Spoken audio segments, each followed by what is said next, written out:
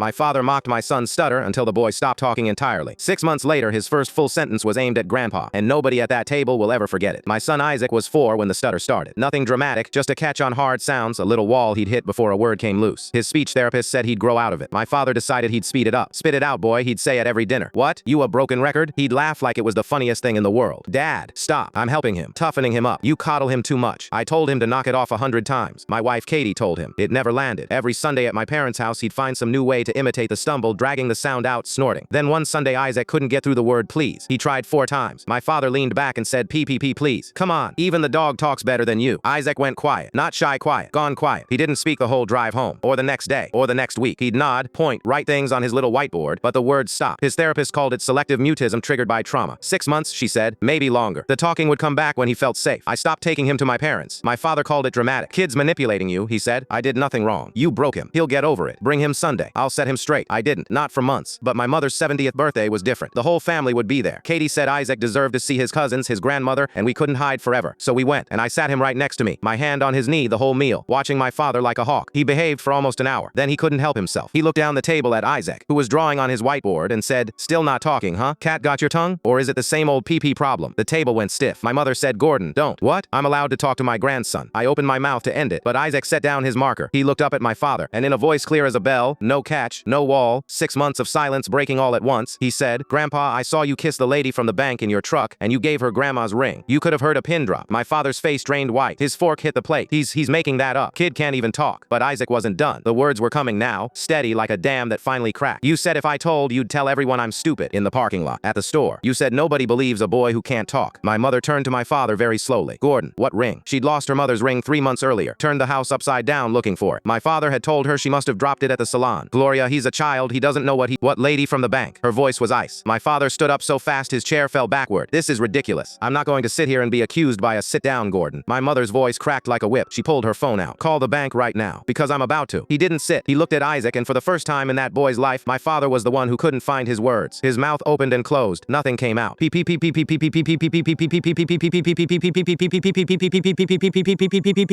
Spit it out, Dad. My father grabbed his coat and went for the door. My mother beat him to it. She stood in front of it, 70 years old, holding out her open palm. The ring. Now. And her name. Or I call every person we know before you reach your truck. He gave her the name. Sandra. He admitted the ring was in Sandra's jewelry box across town, that he'd been seeing her since spring, that he'd pawned 2 other things of my mother's to buy Sandra gifts. He admitted all of it in front of the whole family because a 5-year-old who hadn't spoken in 6 months looked him dead in the eye and refused to be silent anymore. My mother filed for divorce the following week, and Isaac hasn't stopped talking since. His first full sentence took his grandfather down. He hasn't needed a whiteboard for a single word after that.